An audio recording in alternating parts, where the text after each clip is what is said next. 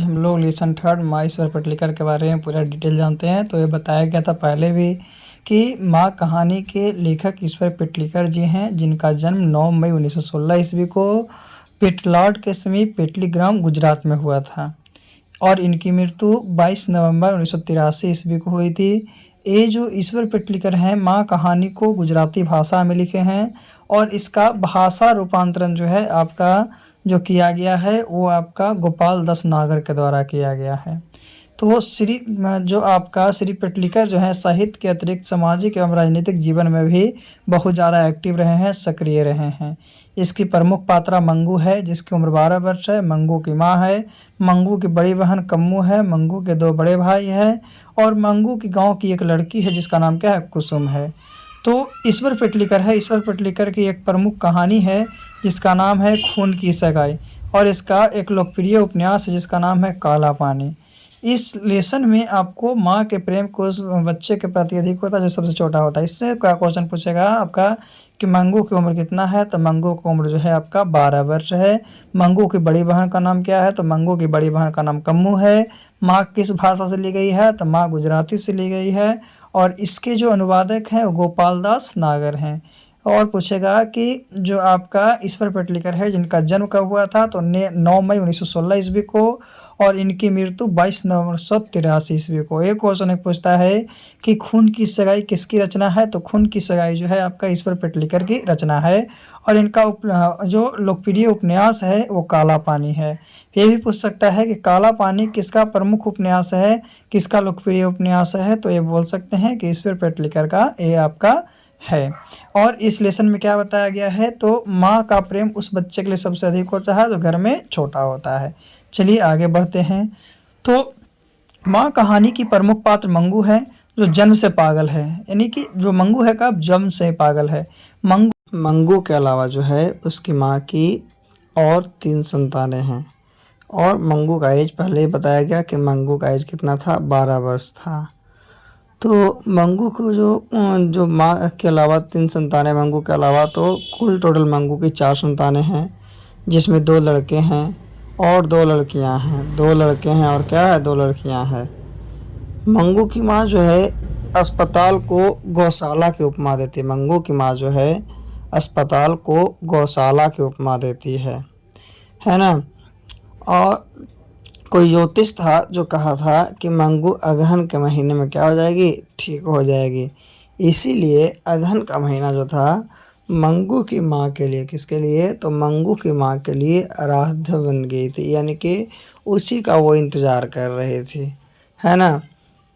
और इस तरह सब ये सब देखकर सभी लोग क्या कहते थे कि इस तरह से पागल पुत्री को या पागल जो पुत्री है उसको एक माँ ही पाल सकती है। यह कथन समाज के लोगों का था। समाज के लोग क्या कहते थे कि एक पागल पुत्री को एक माँ ही पाल सकती है, इतना लाड़ प्यार कर सकती है। तो इसी दरम्यान क्या है कि मंगू के गांव की एक लड़की थी, क्या था उसका नाम, कुसुम, जो कि शहर के कन्या विद्यालय में पढ़ती थी। वो भी पागल हो गई थी, तो उसे लोग अस्पताल में भर्ती करा दिए और कुसुम अस्पताल में भर्ती के से 2-3 महीने के बाद क्या कि ठीक होकर चली आई। तो माँ ने पहली बार अस्पताल का विरोध नहीं किया। माँ जो थी पहले क्या अस्पताल को गौशाले कहते थे, लेकिन जब वहाँ से कुसुम नाम की लड़की ठीक होकर आई तो उसने पहली बार अस्पताल का विरोध नहीं किया। कुसुम की पागलपन में सुधार देख, जब कुसुम पागलपन में सुधार आया तो इसे देख सभी गांव के लोग मंगू को अस्पताल में भर्ती कराने की सलाह देने लगे कि आप भी मंगू को अस्पताल में भर्ती करा दीजिए। मंगू को जिस अस्पताल में भर्ती करना था वहाँ के जो स्टाफ लोग थे, वहाँ के लोग थे जो व्यवहार कुशल थे, जो क्या था, व्यवहार कुशल थे। और मंगू को अस्पताल में भर्ती कराने के बाद माँ जी भी क्या हो गई, मंगू की श्रेणी में आ गई। तो यहाँ से क्वेश्चन पूछेगा कि इस कहानी की प्रमुख पात्रा कौन है, तो मंगू है जो जन्म से क्या है, पागल है। मंगू की उम्र कितनी है, 12 वर्ष। तो मंगू के अलावा उसकी माँ कितने संतानें हैं, तो 3 संतानें। और फिर पूछा मंगू की माँ की कितने संतानें हैं, तो 4 संतानें। फिर पूछेगा कि मंगू की माँ अस्पताल को किसकी उपमा देती है, तो उपमा क्या है, गौशाले की उपमा देती है। मंगू की माँ जो थी उसके लिए कौन सा महीना आराध्य बन गया था? तो अगहन का महीना बन गया था, क्योंकि एक साधु ने उसे कहा था कि सीट अगहन में क्या हो जाएगी, ठीक हो जाएगी। मंगू के गांव की ही मतलब पूछेगा कि मंगू के गांव की ही एक और लड़की कौन पागल हो गई? तो कुसुम पागल है। कहाँ पढ़ती थी? तो शहर कन्या विद्यालय में पढ़ती थी। वह 2 से 3 महीना में अस्पताल से ठीक होकर आई। उसके बाद माँ जी को सभी लोग क्या करने लगे, सलाह देने लगे थे कि आप भी मंगू को क्या कीजिए, अस्पताल में भर्ती करा दीजिए। तो इस तरह से यहाँ सब्जेक्टिव पूछेगा। चलिए इसके बाद हम लोग इसके सबसे इम्पोर्टेंट सब्जेक्टिव के बारे में देखते हैं।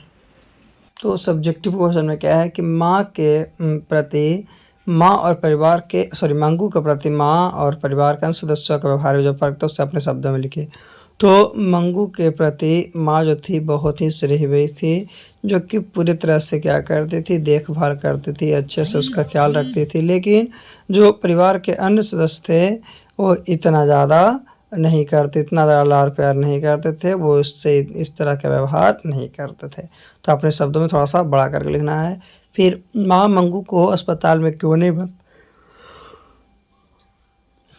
भर्ती कराना चाहती हैं? तो बेचारा तो माँ मंगू को अस्पताल में इसलिए नहीं भर्ती कराना चाहती थी क्योंकि वह सोचती थी कि जो अस्पताल है वो गौशाला है, उसे जिस तरह से गया उसी तरह से रख दिया जाता है। वहाँ के लोग बहुत ही निर्दयी होते हैं, है ना, कठोर होते हैं। और अगर मैं माँ होकर इसकी सेवा नहीं कर सकती तो अस्पताल वालों का क्या पड़ा है, यह सोचकर माँ मंगू को अस्पताल में भर्ती नहीं कराना चाहती थी। फिर है कि कुसुम के पागलपन में सुधार देख मंगू के प्रति माँ, परिवार और समाज की प्रतिक्रिया को अपने शब्दों में लिखें। तो कुसुम के पागलपन में देख मंगू के माँ सबसे पहले कुसुम को अपने घर बुलाई, उससे अस्पताल के बारे में पूछताछ की, वहाँ के लोगों के बारे में पूछताछ की। और माँ ये सब पूछने के बाद उसका परिवार और समाज जो हुआ, इस चीज़ को देखते हुए माँ जी को भी अस्पताल में भर्ती कराने की सलाह देने लगे, है ना। फिर है कि मंगू जिस अस्पताल में भर्ती की जाती है उस अस्पताल के कर्मचारी व्यवहार कुशल है या संवेदनशील है, विचार करें। तो मंगू को जिस अस्पताल में भर्ती करनी है वहाँ के कर्मचारी जो हैं व्यवहार कुशल हैं और वो अच्छी तरह से किसी का भी ध्यान रखते हैं, ख्याल रखते हैं, है ना। और ये बात जब कुसुम अस्पताल से ठीक होकर आई तब माँ जी को पता चला। तो इस तरह से आपका इस लेसन का ये सब सब्जेक्टिव क्वेश्चन था। सब्जेक्टिव क्वेश्चन भी हम लोग को बनाना है और हर साल आपका सेकंड बुक जो है उससे आपका 2 से 3 क्वेश्चन आपको कंफर्म देता है। तो हम लोग इस तरह से देख सकते हैं कि कौन कौन से क्वेश्चन कौन कौन लेसन में आपका दिया जाता है। तो आज हम लोग तीसरे लेसन को कंप्लीट किए हैं, जिनके लेखक कौन थे, ईश्वर पेटलिकर थे, ऑब्जेक्टिव विद सब्जेक्टिव को।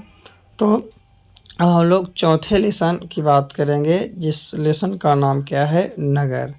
क्या है, चौथा लेसन बात करेंगे। तो पहला लेसन आपका दही वाली मगम्मा था, जिसके लेखक श्रीनिवास जी थे। दूसरा लेसन ढहते विश्वासा सात कौड़िया, तीसरा माँ। चलिए चौथे की बात करते हैं, नगर। तो नगर जो है, नगर के कहानी के लेखक सुजाता जी हैं, जिनका पूरा नाम क्या था, सुजाता रंगराजन हैं। और इनका जन्म तमिलनाडु के चेन्नई में हुआ था 3 मई 1935 ईस्वी को, 3 मई 1935 ईस्वी को। और इनकी मृत्यु 27 फरवरी 2008 ईस्वी को हुई थी। ये जो नगर कहानी है एक तमिल भाषा से लिया गया है और तमिल भाषा से हिंदी में कन्वर्ट करने वाले जो व्यक्ति हैं, अनुवादक हैं, उनका नाम है के.एन. जमुना। ये कहानी नेशनल बुक ट्रस्ट इंडिया से लिया गया है और यह तमिल साहित्य के एक प्रमुख लेखक हैं। जो आपका सुजाता जी हैं आपका तमिल साहित्य के एक प्रमुख लेखक हैं। तो इसकी पात्रा कौन है, तो पंपत्ति है, पंपत्ति की माँ जिसका नाम वल्ली मम्माल है। बड़े डॉक्टर हैं, धनसरेखन है। ये सब इस लेसन के क्या हैं, मतलब पाठ के प्रमुख हैं। तो इससे क्वेश्चन क्या पूछेगा कि नगर कहानी कहाँ से ली गई है, तो नेशनल बुक ट्रस्ट इंडिया से ली गई है। नगर कहानी किस भाषा से अनुदित है, तो नगर कहानी तमिल भाषा से अनुदित है। फिर सुजाता का वास्तविक नाम क्या है? तो सुजाता का वास्तविक नाम सुजाता रंगराजन है। इनका जन्म कहाँ में हुआ है? तो तमिलनाडु के चेन्नई में हुआ है। कब हुआ है? तो 3 मई 1935 ईस्वी में हुआ है। फिर पूछेगा इस लिस्ट जो आपका नगर कहानी के प्रमुख पात्रा कौन है? तो पंपत्ति, पंपत्ति की माँ, बड़े डॉक्टर। चलिए आगे हम लोग जानते हैं। तो नगर कहानी में नगरीय व्यवस्था का चित्रण किया है। नगर कहानी में नगर की व्यवस्था को चित्रण किया गया है।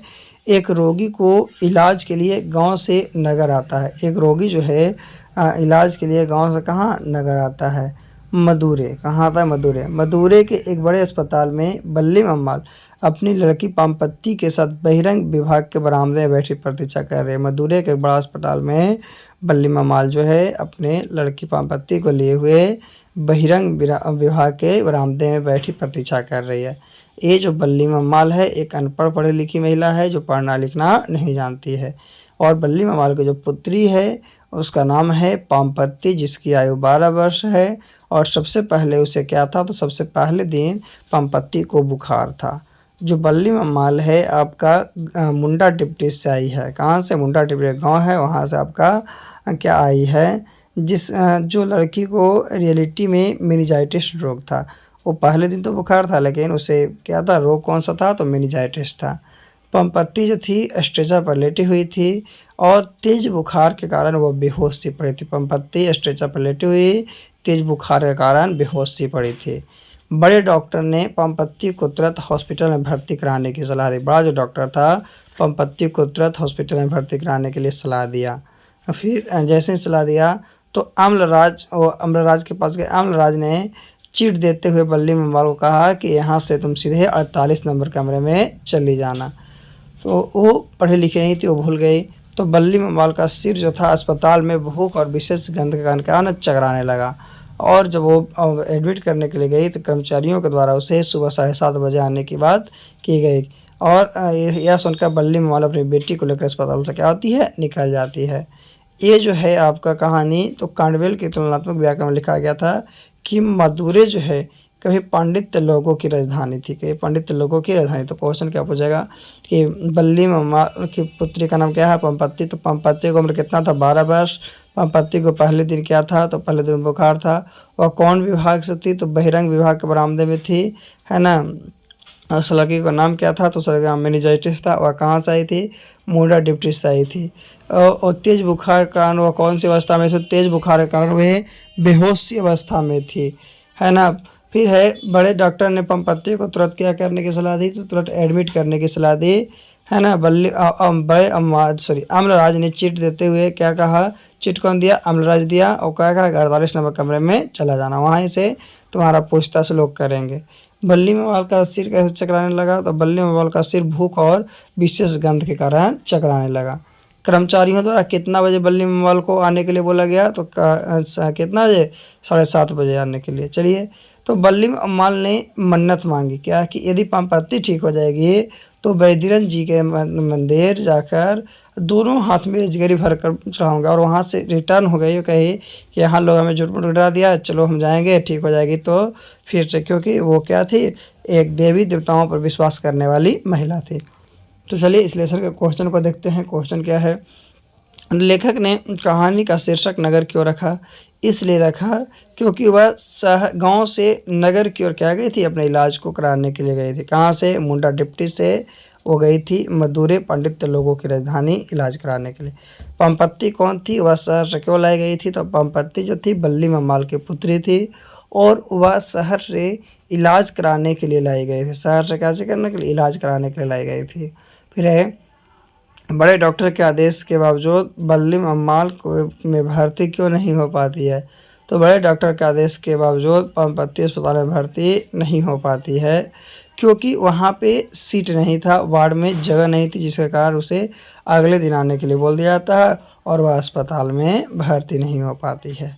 फिर है बल्ली मम्माल का चरित्र चित्रण कीजिए। तो बल्ली मम्माल मुंडा डिप्टी गाँव की एक अनपढ़ महिला है जो पढ़ना लिखना नहीं जानती है। उसकी पुत्री का नाम पंपत्ती है जिसकी उम्र 12 साल है, जिसे पहले दिन बुखार था और उसे मेनिंजाइटिस था। वह अपने मृत पति पर हमेशा गुस्सा करती है क्योंकि उसे लगता है कि अगर हमारे पति रहते तो आज हमें यह करना नहीं पड़ता। बल्ली माल जो है आपका क्या है कि सबसे ज़्यादा देवी देवताओं में विश्वास करने वाली महिला है। तो इस तरह से हम लोग क्या करेंगे कि सभी क्वेश्चन को क्या करेंगे, सभी क्वेश्चन को हम लोग जवाब देंगे। तो इस तरह से आज आपका क्या हुआ, नगर लेसन सुजाता के द्वारा लिखा गया कहानी, तमिल भाषा से लिया गया कहानी ख़त्म हुई और इसका क्या है ऑब्जेक्टिव के साथ सब्जेक्टिव ही आपका ख़त्म हो गया है। तो अब हम लोग क्या करते हैं कि आगे हम लोग देखते हैं कौन सा 4 लेसन तो हो गया। पहला क्या हुआ, दही वाली में गम्मा हुआ फर्स्ट वीडियो में। दूसरा क्या हुआ, तो दूसरा जो है आपका क्या है कि ढाते विश्वास। तीसरा जो है वो माँ हो गया। चौथा जो है वो नगर हो गया। अब हम लोग जो अगले लेसन की चर्चा करेंगे वो अगले लेसन जो होगा आपका किसका होगा, तो अगले लेसन जो है आपका धरती कब तक घूमेगी साबर दैया की है। किसकी, धरती कब तक घूमेगी के लेखक कौन हैं, साबर दैया जी हैं। उन्हीं के बारे में पढ़ेंगे, उसी का ऑब्जेक्टिव पहले पढ़ेंगे और उसके बाद क्या करेंगे हम लोग उसका सब्जेक्टिव को जानेंगे। उसके बाद हम लोग क्या करेंगे, उसके सब्जेक्टिव को जानेंगे। तो चलिए हम लोग बिना देरी किए हुए उस लेसन को भी पढ़ लेते हैं, है ना। धरती कब तक घूमेगी, है ना, जिसके लेखक साबर दैया जी हैं, जिनका जन्म आपका राजस्थान में हुआ है 10 अक्टूबर 1948 ईस्वी में हुई है। 10 अक्टूबर 1948 ईस्वी में हुई है और इनकी मृत्यु 30 जुलाई 1992 ईस्वी में हुई। 30 जुलाई 1992 ईस्वी में। ये जो साबर दैया जी हैं वो राजस्थानी भाषा में धरती कब तक घूमेगी को लिखे थे, लेकिन ये राजस्थानी भाषा से हिंदी भाषा में भी ये क्या किए हैं कि खुद से इसका मतलब कि कन्वर्ट किए हैं इस लैंग्वेज को, यानी कि राजस्थानी भाषा से हिंदी भाषा में कन्वर्ट करने वाले खुद हैं, है ना, कथाकार खुद हैं। तो इस लेसन से क्या क्वेश्चन को पूछा जाता है, तो इस लेसन से क्वेश्चन यही पूछा जाएगा कि साबर दैया के लेखक कौन है। तो साबर दैया के लेखक धरती कब तक घूमेगी है, जो एक राजस्थानी कहानीकार हैं। कहाँ के, राजस्थानी कहानीकार हैं, जिनका जन्म 10 अक्टूबर 1948 ईस्वी को हुआ था और इनकी मृत्यु 30 जुलाई 1992 ईस्वी को है। और इस हिंदी अनुवादक एक कहानी के खुद से हैं, कहानीकार साबर दैया जी ही हैं, है ना। तो ये आपका हो गया यहाँ से ऑब्जेक्टिव। अब हम लोग धरती कब तक घूमेगी साबर दैया के ये क्या था, तो लेखक का ऑब्जेक्टिव था। अब इससे आगे हम लोग बढ़ते हैं और इस लेसन के ऑब्जेक्टिव को देखते हैं कि लेसन जो है, इस लेसन में कौन कौन से ऑब्जेक्टिव है, किस तरह से ऑब्जेक्टिव को पूछा गया है। तो धरती कब तक घूमेगी जो है एक कहानी से मिलती जुलती आपका कहानी है, क्या माई माई रोटी द खेल जो है उससे मिलती जुलती है ना। और धरती कब तक घूमेगी की कहानी की प्रमुख पात्रा सीता है। सीता के 3 बेटे हैं, बड़े बेटे का नाम कैलाश है, मंझले बेटे का नाम नारायण है और छोटे बेटे का नाम बिरजू है। तीनों शादीशुदा है। तो कैलाश जो है, कैलाश की पत्नी का नाम राधा है। नारायण जो है, नारायण की पत्नी का नाम भवरी है और बिरजू है, बिरजू की पत्नी का नाम पुष्पा है। सीता के तीनों बेटों ने यह फैसला करता है कि माँ को हम लोग एक महीना साथ रखेंगे, माँ को हम लोग 1 महीना साथ रखेंगे। फिर तीनों बेटों ने यह फैसला करता है कि माँ को 50-50 रुपया प्रति माह देंगे और इससे माँ अपनी जीवन यापन कर लेगी। तो इस तरह देखकर सीता की स्थिति उससे लगती है कि हमारी स्थिति माई माई रोटी जैसा है कि 1 महीना यहाँ 1 महीना यहाँ 1 महीना यहाँ, इस तरह से 50-50 रुपया देना है। तो इसीलिए सीता अपने काले ओढ़ने को देखकर रूहासी हो जाती है और उसे धरती और आकाश के बीच घुटन महसूस होता है। सीता जो है अर्ध विक्षेपित सी हो गई है, उसकी स्थिति एक भिखारी जैसी हो गई है। सीता की महीना की पारी बदलते बदलते 5 साल बीत गई थी। उसमें कई दफ़े झगड़े हुए थे क्योंकि बिरजू के महाराज हिस्से में जब नारायण की पत्नी भवरी ने लड़के के जन्मदिन पर कटोरी में रस डालकर रसमलाई भेजी थी, इसके लिए भी बहुत ज़्यादा लड़ाई हुआ था। इस तरह से छोटी छोटी बातों लड़ाई। तो इसका क्वेश्चन क्या पूछेगा कि धरती कब घूमेगी, धरती कब तक घूमेगी कि प्रमुख पात्रा कौन है, सीता है। सीता के बड़े लड़के का नाम, तो बड़े लड़के का नाम क्या है, कैलाश है। कोई पूछेगा कि छोटे बेटे का नाम, छोटे बेटे का नाम क्या है, बिरजू है। मंझले बेटे का नाम क्या है, तो मंझले बेटे का नाम नारायण है। फिर पूछेगा कैलाश की पत्नी का नाम, तो कैलाश की पत्नी का नाम राधा है। बिरजू की पत्नी का नाम, तो बिरजू की पत्नी का नाम पुष्पा है। फिर नारायण की पत्नी का नाम, तो नारायण की पत्नी का नाम भवरी है। तो इस तरह से याद रखना है तीनों की पत्नी। फिर पूछेगा कि सीता के तीनों बेटों ने पहले क्या फैसला किया था, तो माँ को एक एक महीना साथ रखने का फैसला, माँ को एक एक महीना साथ रखने का फैसला किया था। फिर सीता के तीनों बेटों ने बाद में क्या फैसला किया कि माँ को 50-50 रुपया प्रति महीना देते रहेंगे। कितना रुपया? 50 रुपया, है ना। तो फिर पूछेगा कि सीता की स्थिति किस खेल से मिलती जुलती है, तो सीता की स्थिति माई माई रोटी दे खेल से मिलती जुलती है। सीता किसे देखकर रुआस हो जाती है, तो सीता अपने काले ओढ़ने को देखकर रुआस हो जाती है। उसे घुटन महसूस कहाँ, उसे कहाँ बीच में घुटन महसूस होता है, तो धरती और आकाश के बीच घुटन महसूस होती है। सीता की स्थिति कैसी है, तो अर्धविक्षेपित सी है, और वो स्थिति क्या है, तो भिखारी जैसी बन चुकी है। किससे से? भिखारी जैसी बन चुकी है। फिर आगे है आपका कि सीता की महीना की पारी कितने साल तक बदलती रही, 5 साल तक बदलती रही, और उसमें कई दफ़े झगड़े हुए। आगे तो इसमें सब्जेक्टिव क्वेश्चन को देखते हैं। सब्जेक्टिव क्वेश्चन में क्या है कि सीता अपने ही घर में क्यों घुटन महसूस करती है, तो सीता अपने घर में घुटन इसलिए महसूस करती है क्योंकि उसके पास बैठने वाला कोई नहीं, उससे पूछने, उसके दुखों को पूछने वाला कोई नहीं है। खाने के लिए 2 वक्त की रोटी मिल जाती है, लेकिन किसी व्यक्ति को ज़िंदगी जीने के लिए 2 वक्त की रोटी ही काफ़ी नहीं है। और अपने बेटे की हरकत को देखकर अपने घर में ही क्या करती है, घुटन महसूस करती है। उससे आकाश और धरती के बीच घुटन महसूस होता है। फिर सीता के चरित्र चित्रण कीजिए, तो सीता एक विधवा महिला है जिसके 3 बेटे हैं, नारायण, बिरजू और नारायण, बिरजू, कैलाश, इस तरह से आपका 3 है। तो एक कहानी का आपका लास्ट था। आज के लिए हम लोग इतना ही। फिर कहानी के शीर्षक का सार्थकता स्पष्ट कीजिए, तो लेसन के बारे में पूरा लिखना है। तो अब हम लोग 5 लेसन कंप्लीट किए हैं। अगर ये 5 लेसन आपके कंप्लीट है तो आपके एग्ज़ाम में 15 से 20 नंबर कोई भी नहीं रोक सकता है। 15 से 20 नंबर आपका हमेशा पूछते ही रहता है। तो आज के लिए इतना ही काफ़ी है। फिर से पुनः हम लोग अगले वीडियो में मिलते हैं।